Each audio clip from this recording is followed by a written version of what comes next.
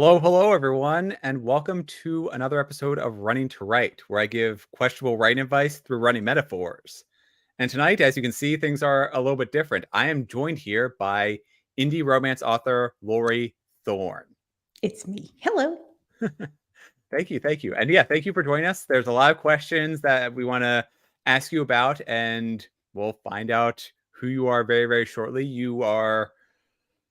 An you are a runner, you are an author, an indie author. This is great. We have so much in common. And I guess more importantly, you have a book locally loved that is coming out tomorrow. So this is coming out. Tonight's episode is the 2nd of October. Your book comes out on the 3rd. So thank you. I hope you enjoy celebrating, I guess, your book, your book and everything that went into it, and we'll do all that tonight, serve as like a celebration. So before we do that, though, I do have one quick thing to share with everyone else. I will be at a local event coming up in just under 2 weeks. Wow. So at the Cascades Library, that is in Loudoun County, Virginia, I will be at the Eat Local, Read Local, which is hosted by the public library system. And I will be there. I'll be signing books. There will be 70 other, I think, about 70 other indie authors who will be there. And it'll be a wonderful celebration of all things indie author. There'll also be food trucks there. So if you're in the area, come out, get some food, hang out, meet some new authors, and it'll be just a great celebration all around. I wish I could go to that. Eating and reading are my two favorite things. So don't miss. Thank you. It's not too late to fly up. And thank you, everyone, for joining in. Richard, RC, Cool Gamer, Adriana, thank you, all of you. And yes, we should change the name to Running to Interview. All right, so before we get into this episode, Lori, could you tell us a little bit about yourself and your writing journey as a whole? Yeah, I would love to. So I, like most people, am just a complicated person. I'm into lots of things. I'm a mom, a wife. I do lots of vegan cooking and baking. Not healthy, just vegan. I am a musician, but we're here to talk about the writing. So let me just focus in on that. I always had this kind of nagging, you should write a book, like in the back of my head. And I ignored it because I didn't know what to write about. So I was like, no can do voice in my head, until I saw, for probably the billionth time, but it sunk in, to write what you know, right? So I thought about, what do I know? And I'm an MBA. I know a lot about business and leadership development. And I know a lot about kids. I got 3 of them. So I thought, I'm going to write a series called How to Succeed at Business for Children and Adults. And it's supposed to be, it never happened. This is not published. You cannot find this work, at least yet. It's supposed to be a picture book about how you can just be a good human being, and that is how you succeed at business. And I never found an illustrator. I do not have those talents. There was some sort of soft launch and it just kind of floundered. Anyway, that was the very, very beginning of writing. And I loved writing. I loved storyboarding those stories. And skip ahead to like a year later, my husband and I are sitting after school. They had Kona Ice Truck come to this school as a fundraiser. And we're trying to convince our children, as we eat the Kona Ice, that they are actually werewolves. But they don't know yet because they haven't reached puberty. And so when they do, they'll discover this fact, which it's true. It's like the mutant gene, just X-Men right there. Yeah. And so they weren't buying it, but then like light bulb moment. And I started writing a series called My Boring Werewolf Family, which is about a werewolf family and Billy Lobo, who's in 1st grade. And they're really aimed. There are 4 books. They are published. They're on Amazon. They're for, it's like first grade readers, like first introduction to chapter books, Junie B. Jones kind of style. And I loved writing them. And then when I finished, I was like, well, what do I do now? And that's when I got into romance, which is where I'm at now. So, Sweet. following along that line, I've worked from home since 2012. And so I'm like, That's business, the lifestyle right there. work from home. Yes, it is. Let me write a romance because I read a lot of romance about like a workplace romance, but let it be 2023, man. We're working from home in this romance. So that's how Remotely Love came to be. And I've been writing like a fiend ever since. Like, you can't Mhm. stop me. I love it. Yeah. Yeah, I can let my hipster come out too and say I was working from remotely from home before it was cool. Yes. Yeah. I say that You know, exact phrase so often. mhm. Because 2020, obviously things kind of it became more reasonable for everybody to work from home, but I was doing it years before then. Yeah. Not exactly approved either, but it happens. So that's awesome. And how long did it take you to go through that picture book and to from idea to final product? For that book, I mean, not long. Once I had, like, the vision of what it was and the lessons I wanted to teach in it or, like, reinforce, I guess, um, I probably have, like, 5 of those books just sitting in a Word document somewhere.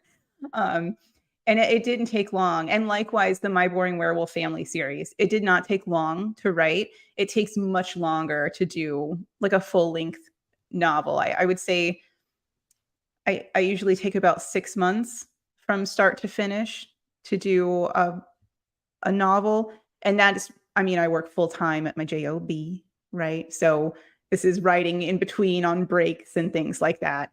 I think I could do it faster if I could just focus on it. Maybe one day we'll find out, Hmm. Well, we can always hope. right? So It's a moving dream. from Fingers eh, crossed. uh, you and me both.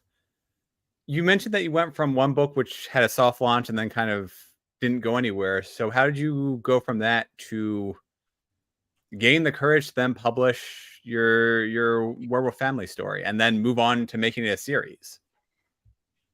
So, I had a literary agent for My Boring Werewolf Family. I did a lot of pitching to them. I finally got one. I thought, "Oh my gosh, I am the luckiest person," because sometimes it takes years to find a Hmm. literary agent. Sometimes it just doesn't happen for people. And I was like, "Oh my gosh." And so I kind of I think I went in a little naively. This is all a learning journey. And so I was so happy, and I did, like, fully read the contract. I had a friend of mine read it. There was no Nice. red flags or anything, but I should have asked more about how he wanted to communicate with me, what his expectations were for me and mine for him, instead of just leaving it to the contract.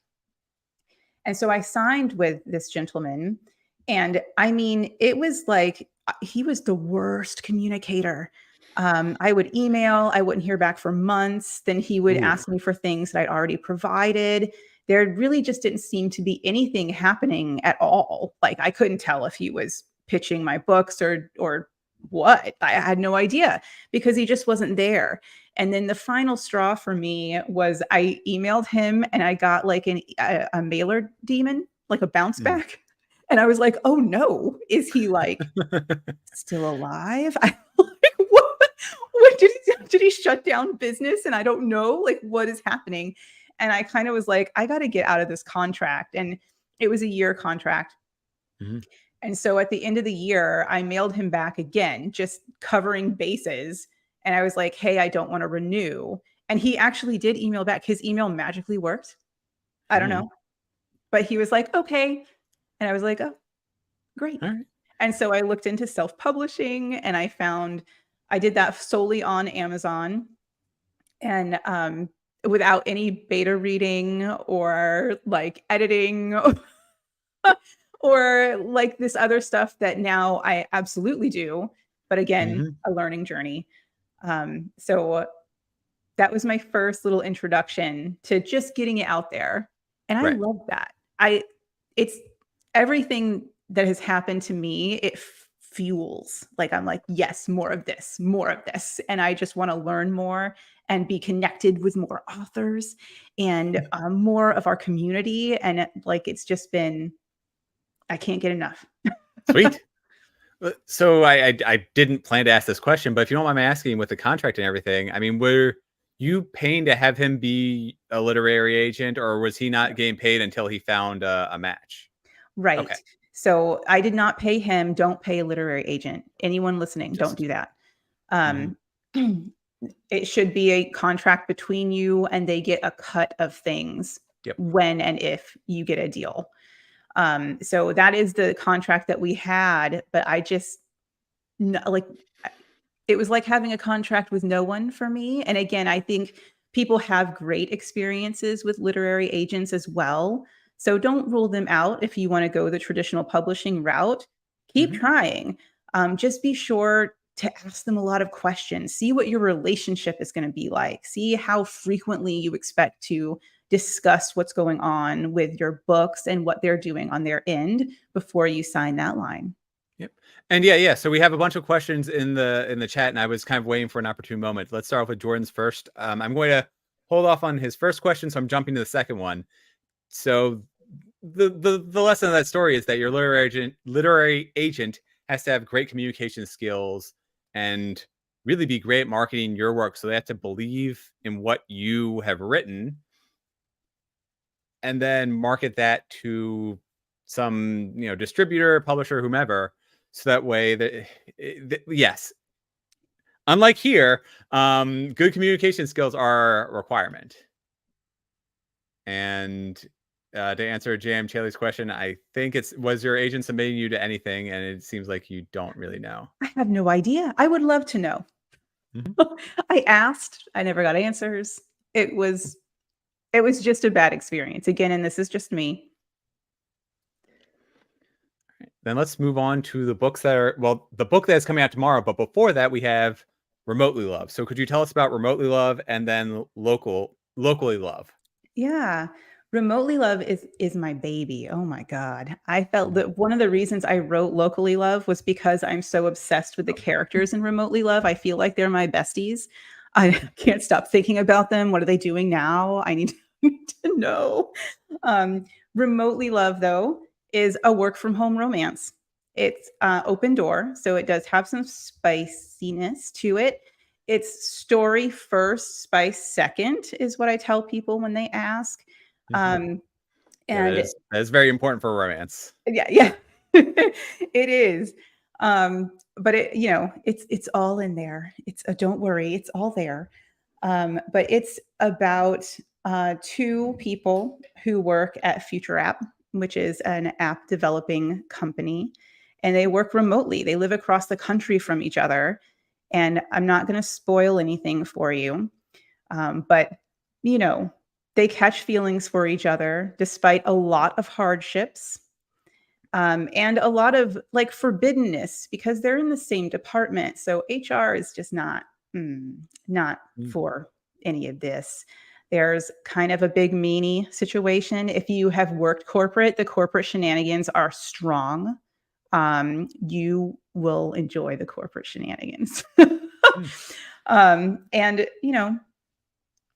do they get together? Do they live happily ever after? I don't know. Maybe.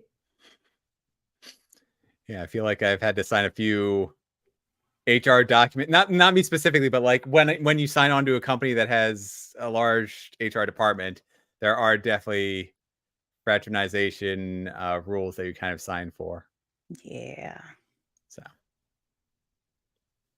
but luckily that has not been an issue. And how about the book that is coming out tomorrow, Locally Love? Could you So, tell us a little bit locally about that? love, if you enjoy a Hallmark Christmas special like I do, you will really like Locally Love. It is that style. It is cozy holiday vibes, warm blanket on a chill day. Like it is almost like an extended epilogue of Remotely Love, but you don't Mm. have to read both. it is a standalone story. It's just the same characters and what happens to them kind of next. Um, and it's about um, a series of foiled special treats, I guess. It's definitely comedic, um, and it does also open door. So again, it's been compared to 50 Shades of Grey, and Really? I know, Like, and in terms of it's still story first, and I have not read 50 Shades. I'm so I like, that's probably a sin for me to say or something. I'm really sorry to the whole community. I've you're better off. I've not read it, but everyone knows it, and I Mhm. considered it a huge compliment when the ARC said that. I was like, "Oh, chef's kiss. Thank you." Alright. Do you have a preference for writing books? Sorry, I just got skipped up. Do you have a preference for writing books with or without spicy scenes? Oh, so for my adult fare, so far they have all had spicy scenes, and I'm not gonna lie, I was worried about writing that. I didn't know if I could or if I would be good at it or if it would make me uncomfortable or if it would just really suck. Mhm. Um, and I found that it was very easy for me to do. And I do like representing that. Specifically, I almost always include a masturbatory scene for the woman, because I feel like we should talk about these things and just be open with each other, and it's not taboo. Definitely So, spicy. yeah. So, yeah, I enjoy putting it in my books. I'm not saying I will never write anything without. Mhm. Um, I only want it there if it enhances the story because the story is number one. So far, I've put them in all, but who knows what's next? Wonderful. And I'm going to jump back to Jordan's first question, which is how do you write a romantic book without overdoing it with the characters? And I'll build off of that too and just say, how do you um, write a romantic book without overdoing with the characters and overdoing it with the spiciness? Because there are definitely books which take things too far. I'll just say Yes. that. Yeah, well, and it's to each their own, for Mhm. sure. There's all sorts of preferences out there, and if you're wanting some pure smut, I got no hate for you. But that's not what I'm writing. Mine is very true to life, and I think a lot of it, how I manage to not go, like, totally overboard is that I pull from my personal experiences. I have a ton of experience working remotely. I've built literally, my best friends are watching us right now, and I met them working remotely. Hi. Um, you know, real deep relationships do form from that environment, and so Mhm. I just run it past the sniff test. If it feels like legit, like this is something I would really say to someone that I work with, and this is something I have seen other people feel or I have felt working remotely, then that's kind of what I include. And the same for in-person scenes. I use that I'm not trying to brag, but my dialogue is good, and it's Good. because it's because I'm constantly thinking, "Wow, would this really be said? How can I make this the most real that it can be?" And I don't know. I feel like it works.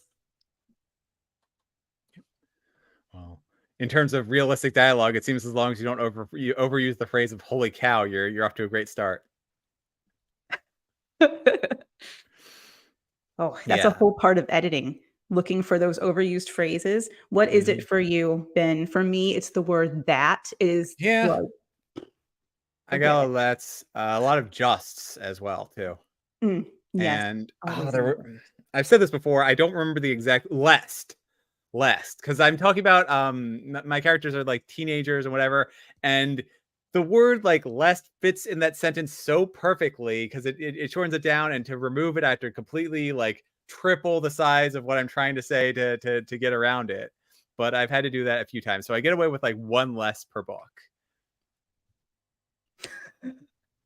Yeah, yeah. But as for finding support within the remote community, that is wonderful. I have a similar experience, and one of my coworkers has actually been like really championing my novels, which has been so just emotionally rewarding because I mean I'm not used to like hanging out with people at work, and all of a sudden this guy's like, "Hey, have you checked out this book? Like, I've shared it with a whole bunch of other people." And It's the best feeling. mhm. Cool, cool, cool. We already talked about the spiciness. Would you care to describe the marketing that you've done for your upcoming book? Or let's start off with locally Sure. love. Okay. If not, that's fine. It's just it's loaded. I'm ready. I've got my Okay. list. I knew this was coming and I thought like, what have I done for marketing? Because it's Mhm. so much. Oh, it's so much. So I will say again, learning journey with Remotely Love, it finished and was like ready to publish faster than I thought it would be. Like at the end, I was just like, "Oh, well, I got my beta readers. This is the feedback. Let me adjust all these things." And then it was done, and I was like, "Oh, I I guess I can publish this now. Yeah. Oh, okay." And so it really just snuck up on me. I wasn't ready for I don't know how, but it's Nice. true.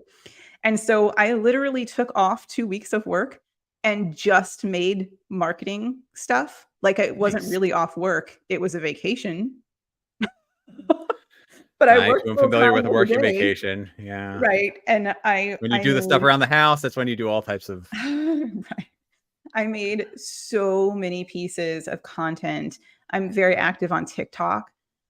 So I forget the actual number, something like 200 plus TikToks banked for the launch. I wanted to do 3 pieces a day for like the week before it launched and then the 3 weeks after.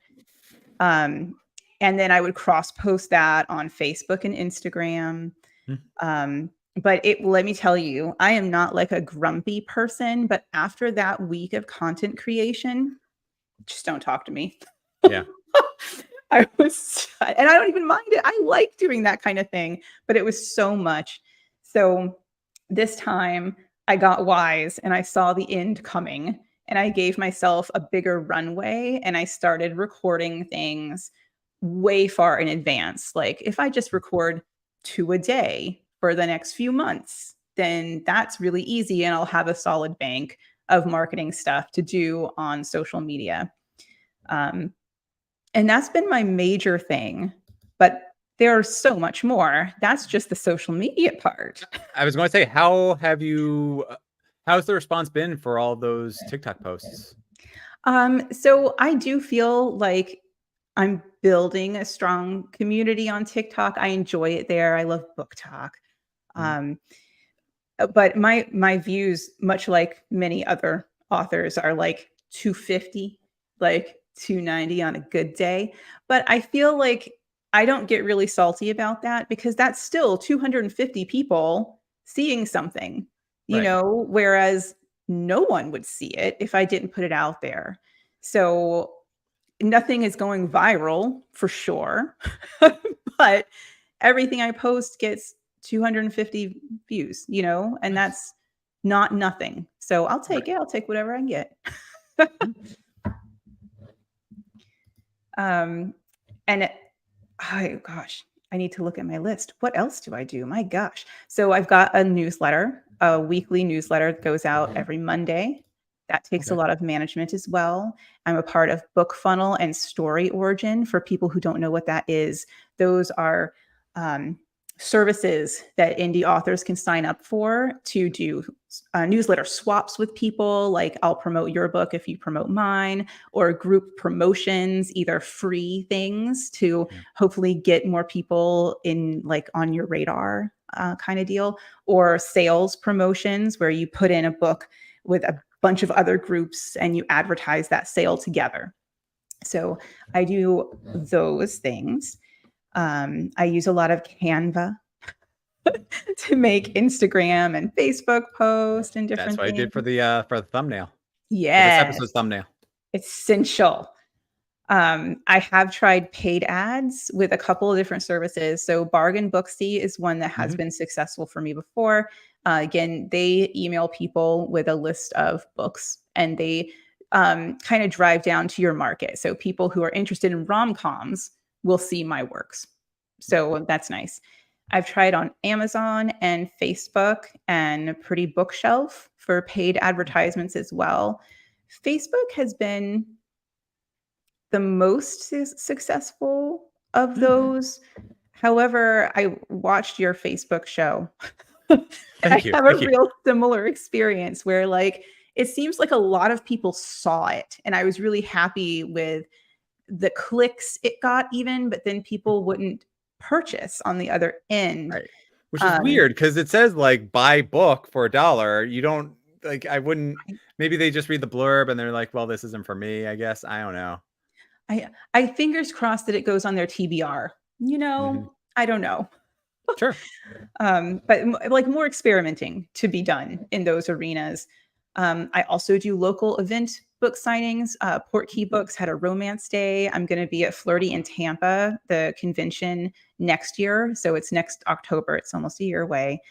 Um, I looked into book boxes. I'm actually being distributed right now. Remotely Love is in the Reveal romance book box, which is really cool, by the way. Sweet. I'm not paid by them, or like this is not a sponsorship, but you do get like autographed books. I had to autograph 1,000 pages.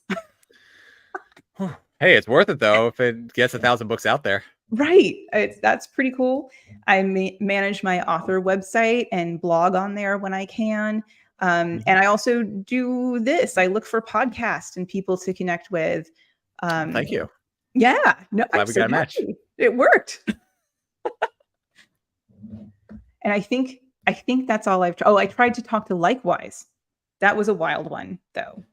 So Likewise is, do you know that? It's like an app and it recommends books and movies and other media to you based on similar interest you have to other people. Thus the name, I suppose, Likewise. There you go. Um, and uh, I didn't know what I was doing, so I just reached out because I didn't know what the app was. I saw it and I was like, "Oh, I mean, they're advertising books. I should ask about that, right?" And Mhm. so I even talked to, like, had personal phone calls with one of their advertising specialists, and she's like, "We don't usually do indie authors. This is the first time any of you have contacted us."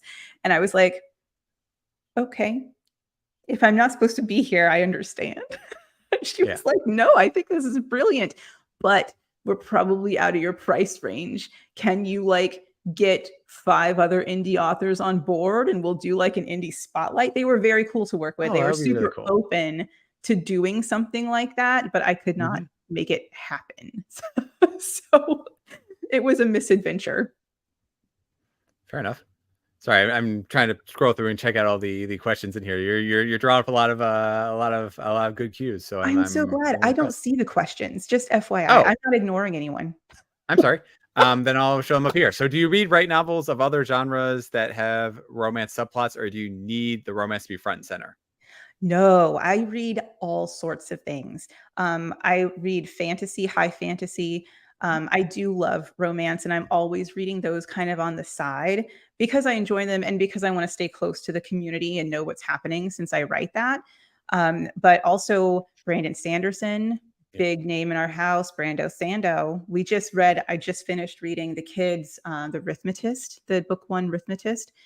We literally just finished last night and there was a whole Sanderlanche, and now we're waiting for book 2. Let me see if I can rephrase this. So, how do you make sure that your characters, your female characters especially, aren't stereotypically over the top for your romance stories? I guess what does over the top mean? Dealer's choice. Okay. I feel like I just represent a really balanced. I will say that most of my characters are, how how do I wanna phrase it? Just like good, well-balanced people. They're all You so could say far. based off people in real life. Right. They are Yeah. so far, people who have successful careers. They are funny, they have friendships. Um, they don't have, I mean, they have some trauma in their background because who doesn't, right? But it's not currently affecting them. They're not in the throes of it. They have overcome things and challenges just like normal people would do. But they're They're very standard. They're people I would be friends with. Cool. That's the best part too. Is I know that our characters aren't actually real. Obviously, I understand that, but at the same time, you want them to feel real, and you want them to be people that you could meet in a bar and hang out with. That's Yeah. something that I've been a big proponent of. There's well, in both remotely and locally love, there's a Crestwood Book Club, and it's Mhm. like something that Hazel, the main character, does with her time is she reads romance with her book club. Nice. Super meta. um, but I mean, these people are hysterical, and if I could wish them into real existence, I would be a part of that book club. I want to be there, You could start it out. right? I need to. And how do you divide up your marketing between? Well, sorry, are you doing any marketing for your third your previous series? Your there we go. My Boring Werewolf Family. Have you been doing any marketing for that? I dropped marketing for that when I Okay. started publishing romance. It wasn't immediate because I had this kind of idea in my head that moms read romance, so I can just do both. Hmm. But it didn't really work out that way. So Gotcha. so I did do some marketing for them last year when they were Mhm. first coming out and being published with Amazon. And I did my newsletters. They're on my site. They're still available for purchase, but I'm not actively marketing them now. They're just kind of hanging out there. Cool. How do you divide up between promoting remotely love versus locally love? I mean, locally love is obviously new, so you haven't had to balance it out. But I mean, what are you going to do moving forward? That's a great question, and one that I am not fully committed to an answer on. Okay, that's So fair. You don't. right. I think it depends on what happens. So remotely had the big initial marketing push, and then I have still been marketing it, but not 3 posts a day. That would be Mhm. exhausting. I wouldn't have time to do anything else. So I think locally we'll have something similar where I'm talking about it a lot. I'm pushing it out a lot. I'm putting it more in the spotlight for my newsletter items and group promotions and all of that. And I think after Christmas, because this is a holiday story, right? Yeah. It starts at Thanksgiving time and ends at New Year's.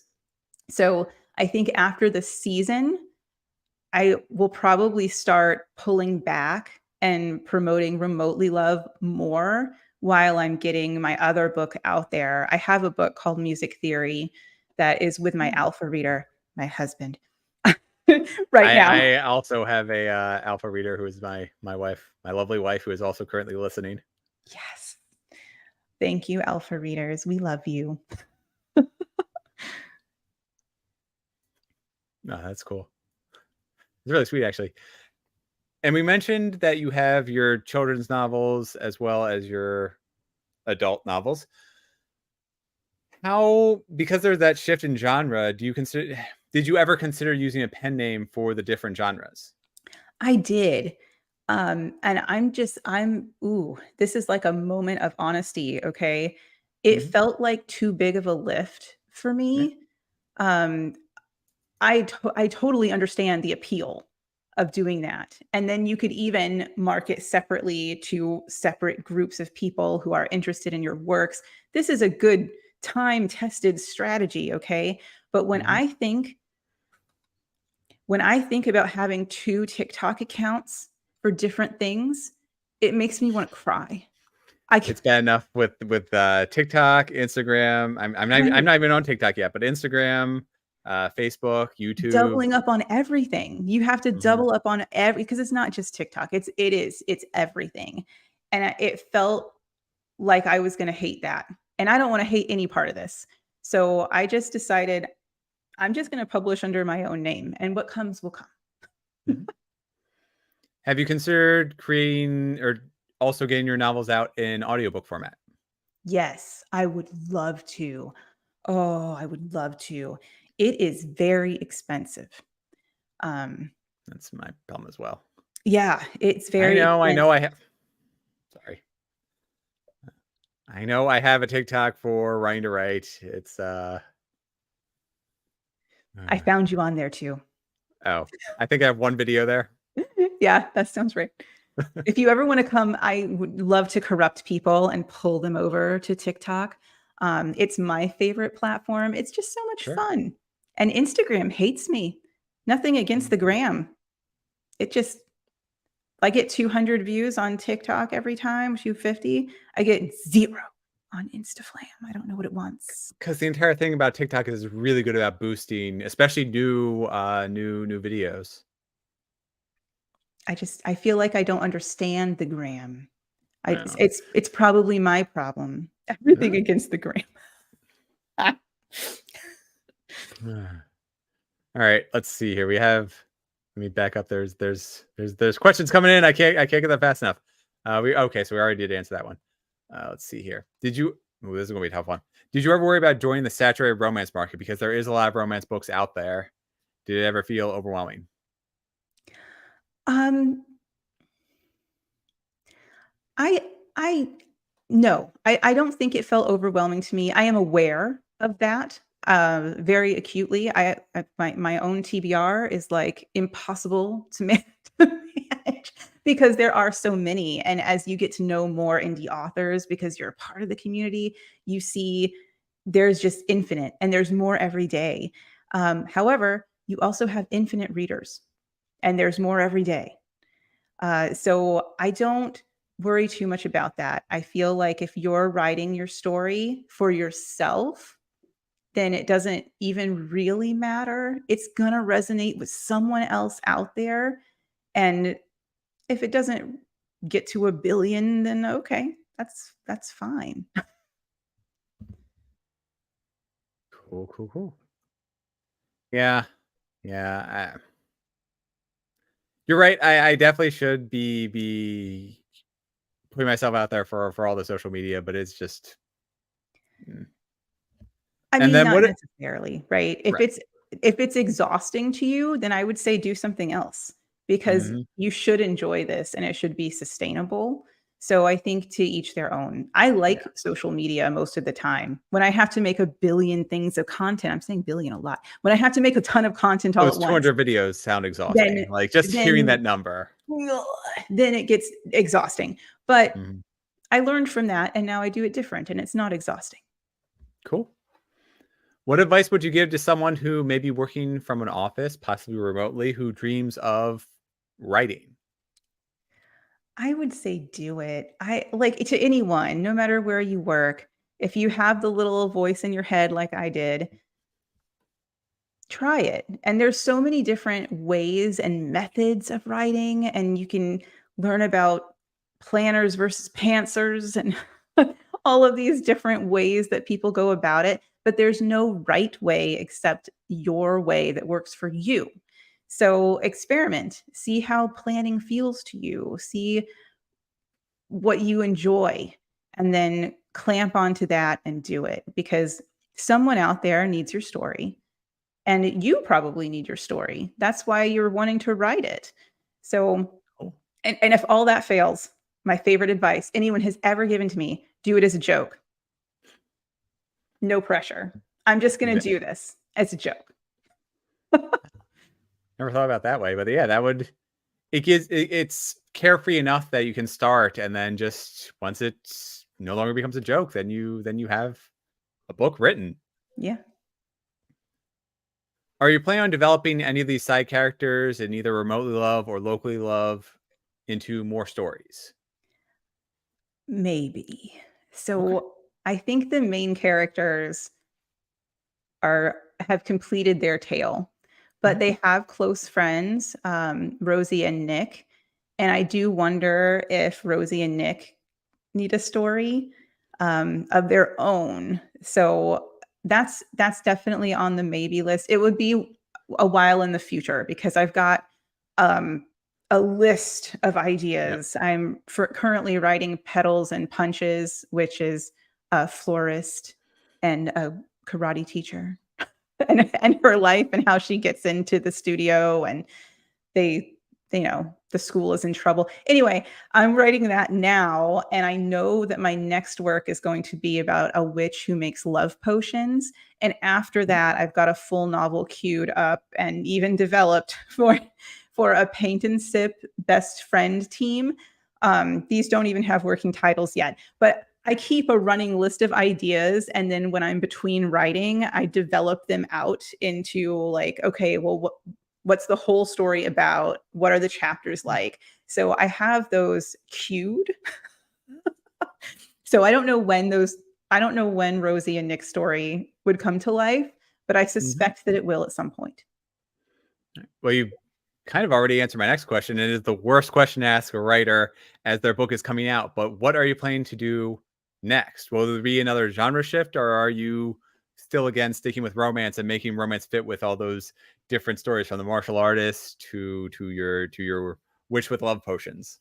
Yes, these are all romance stories. They have other parts to them as well. There's a lot of work because I feel like work and life is inseparable. So there's lots of different perspectives. There are lots of different backgrounds, but they all do harbor some romance to them so far.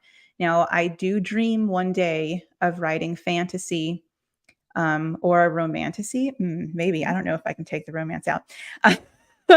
um, Hey, there's a market for that. I guarantee it. right? I know I'm a big ACOTAR girly, so I'm already there. Um, but I don't. My brain doesn't work in that way yet. Like when I think of coming up with a magic system, and I've read all about Mhm. how to make a magic system. Yeah, I can Um, see you're definitely a fan of Sanderson. mm, mm. I it's like I don't know. I It's a struggle for me to be creative in that way so far. I feel like I can crack the code. Um, Seems like you might have at least one fan. oh yeah. um, but yeah, maybe one day. I keep telling my husband that he should co-write with me too because he's huge. He's the one that introduced Brandon Sanderson to me. Um, and he's huge into fantasy. And I was like, you can make the fantasy rules and we can co-write this book together. Okay, I'm going to poll the audience. There is Chris Kenny and his wife. I don't remember her name at the moment, but they did just that. So Chris Kenny is, I guess, more on the other side, and then he pulled his wife in to do a romance love story that they wrote together. And I don't remember her name. I'm really sorry if you're watching this in the future. I do apologize, but I know that he has come out and written a couple of post-apocalyptic stories and this and the other. But they did do exactly what you described, where they came together for a book and they wrote a love story together. I'm sure it's awesome. See, you Oh, got that like very close relationship. How could that go wrong? I feel like it would hmm, be such close writing also. Cozy Richie novels. Yes. Next year. there you Next go. year. It might be a novella, it might be a novel. It keeps getting bigger when I plan this one out. It might Nice. be a novella and then a novel because Oh, of Amelia. things. Thank you. Thank you. And yes, I do absolutely agree with your how dare you comment, Adrian. Thank you for that. Her name is Amelia. So Chris Kenny and his wife Amelia. And that's all the questions I have. So I'm just going to put this up here. This is Locally Love. Let me see if I have the right thing in my copy paste. Perfect. Oh, no, that's Remotely Love. I'm sorry. Give me 1 second. I'll get the right one up. But in the meantime, is there anything that you want to tell us about Locally Love? It's just sweet. I mean, it's cozy and sweet and funny and spicy. So, a All little bit good of things. everything. And chicken socks. I don't even know what those are, but I'm Mm. intrigued. So Oh, I put you're the wait, you don't know chicken socks as a runner? You don't know chicken socks? like where like the black socks with the little chicken legs? Yeah, Okay. I know yeah. they have a special name. I can't I can't say anything else about the chicken socks. Fair enough. Yeah, so I mean, I can describe what they are for the audience, but they are these like knee-high socks that are all black, and then they have these little chicken legs there. So when you're running, it looks like you have these little chicken legs as you're running. That's really They're cute. adorable and hilarious. I Okay. love Well, Lori. Oh, wait, I can say Oh, one yeah. more thing. Go for it. Um, I am running a giveaway. Am I allowed to say this on here? Yeah. Why not? Um, I didn't plan this. This is just super obvious. So sorry. But I am running a giveaway this week. It's on my all of my social media has it on it. So Instagram, Facebook, my Facebook page, TikTok, and all of my subscribers to Lori's Letters, which is my author newsletter that goes out every Monday. So if you want to enter to win a copy of Locally Love, check out my social media or just go to my website, which is authorlorithorn.com, and sign up to my newsletter, and you'll be automatically entered. Well, because I am all about professionalism here, I will put that right in here because I can do a quick Google search and get you on TikTok. Yeah, there it is.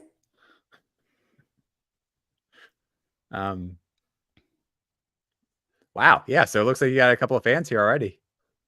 So this is author J.M. Yay. Chaley, who is really, really awesome. And he also has a book that's coming out this week. So it's coming out on the 6th. It is The Unlife of Lisa Cooper, which is all about, obviously, Lisa Cooper, the vampire, and how she is surviving in the modern world while fighting off her curse. That's excellent. Good luck to you. Mhm. That's amazing. I hope it launches super well. Yep. See, so we're bringing all of us indie authors together, and we're all going to make it together. Cool. Ooh, looks like Jordan might be going out to pick up your book as well. See, so much support. Everything, everything Thanks, looks great. everyone. All right. If there is anything else you want to say about Locally Love, about yourself as an author, about your TikTok, anything, the floor is yours, and then we can close out. Is there any questions? I've been trying to get them as Okay. quickly as I can, so I don't think there's anything left. I Okay. believe all of the questions have been answered. Cool Cool. deal. So as you mentioned, everyone can find you on your author website. Mhm. Locally Love is out in, sorry to We've got a scare you, countdown. less than 5 hours, I know. 4 hours, 13 minutes and counting. I know. Assuming you're on Oh, East Coast. Assuming you're on East Coast. yeah, you know what? The KU is actually out, at that time because I you know how it is. Amazon won't let you do pre-orders Mhm. for your paperback, and so you have to hit the publish button in advance, so it's actually already live. Hate to, like, spoil it, Hey, no but worries. That's it's all on you. out there. The ebook Well, and KU will be available in the countdown. I'll say that 2 people in my own household already bought your book, so you have that. All right. Lori, thank you so much for joining me. I wish you all the best with Locally Love, with whatever comes next, your musical story, your witch, everything. Thank you for coming on here. And with that, I will see you all next week. Thanks so much. Have a wonderful night.